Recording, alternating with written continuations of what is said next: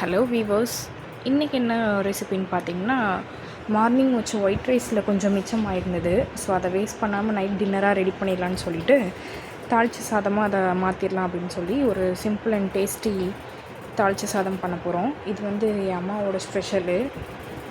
பிரியாணி ஒரு பக்கம் வச்சுட்டு இந்த தாளித்த சாதம் வச்சா எதை ஃபஸ்ட்டு நான் சூஸ் பண்ணுவேன்னா, கண்டிப்பாக இந்த தாளித்த சாதம் தான் சூஸ் பண்ணுவேன். ஏன்னா அவ்வளோ ஒரு டேஸ்ட்டாக இருக்கும். எப்படி மேக் பண்ணுறதுன்னு பார்க்கலாம் வாங்க. ஃபஸ்ட்டு ஒரு கடாயில் எண்ணெய் வச்சுக்கலாம். எண்ணெய் விட்டுட்டு அது கூட கடுகு, வடக்கடலைப்பருப்பு ஆட் பண்ணிக்கலாம். ஒரு 5-6 கருவேப்பிலை இது கூட ஆட் பண்ணிவிட்டு நீளமாக கட் பண்ணி வச்சுருக்க வெங்காயம், பச்சை மிளகாய், தக்காளி, அவ்வளோதாங்க. இது கூட லைட்டாக சால்ட்டு போட்டுட்டு டெர்மரிக் பவுடர், மஞ்சத்தூள் லைட்டாக ஆட் பண்ணிக்கலாம்.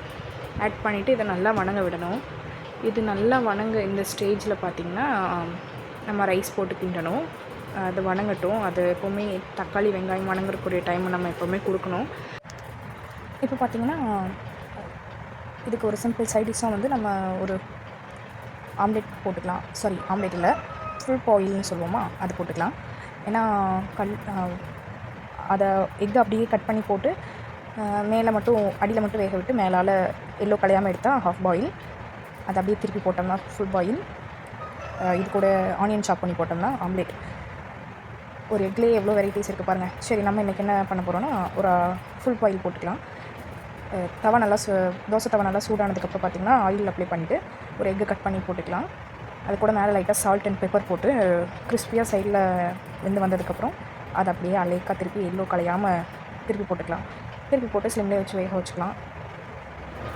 இப்போ பார்த்திங்கன்னா தக்காளி நல்லா எண்ணெய் பிரிஞ்சு வந்துருச்சு. இந்த ஸ்டேஜில் நம்ம சாதம் வந்து இது கூட ஆட் பண்ணி கிண்டணும்.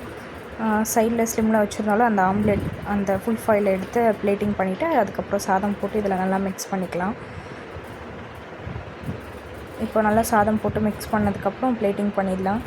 இது கூடயே வந்து சிக்கன் 65 வாங்கிட்டு வந்திருந்தார். அதையும் இது கூட பேர் பண்ணி அன்றைக்கி ஒரு டின்னர் சாப்பிட்டு முடிச்சு அன்றைக்கி டேவை கம்ப்ளீட் பண்ணி பார்த்துட்டு நீங்கள் எனக்கு கமெண்ட்ஸில் சொல்லுங்கள்.